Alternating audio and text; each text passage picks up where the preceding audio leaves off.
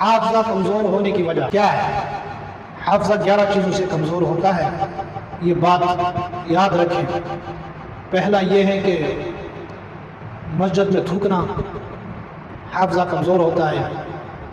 دوسرا، کسی پر جھوٹا الزام لگانا حافظہ کمزور ہوتا ہے۔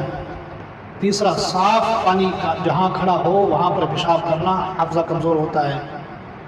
چوتھا، قبلہ رخ ہو کر پیشاب کرنا حافظہ کمزور ہوتا ہے۔ قرآنی آیات حمام میں پڑھنا حافظہ کمزور ہوتا ہے۔ جہاں میوے کا درخت ہو وہاں اس کے نیچے پیشاب کرنا حافظہ کمزور ہوتا ہے۔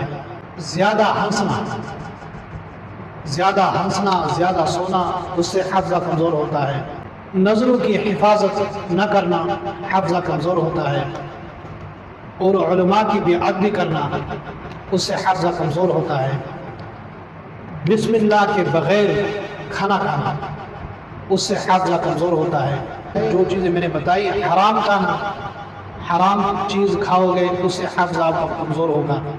اللہ پاک نے حافظے کا تعلق ان چیزوں سے جوڑا ہے۔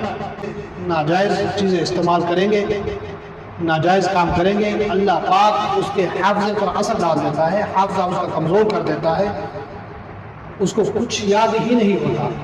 ان چیزوں کا آپ نے خصوصی طور پر خیال کرنا ہے۔ کوئی شخص یہ کہے کہ میرا حافظہ قوی ہو، تیز ہو،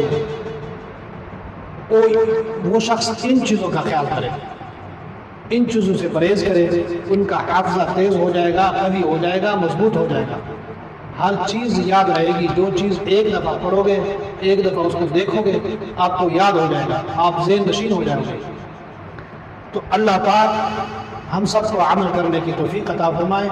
جو چیزیں میں نے آپ کو بتا دی، اللہ پاک ان سے بچائے۔ یہ ہے ہی ناجائز، غلط کام ہے۔ قبلے کی طرف پیشاب کرنا ناجائز ہے، بغیر کھانا، بغیر بسم اللہ کے کھانا کھانا، شیطان آپ کے ساتھ مل جاتا ہے، یہ صحیح نہیں ہے، جائز نہیں ہے۔ اور پیشاب کرنا صاف پانی میں صحیح نہیں ہے، غلط طریقہ ہے۔ حرام کھانا یہ ناجائز ہے، اس سے بچو۔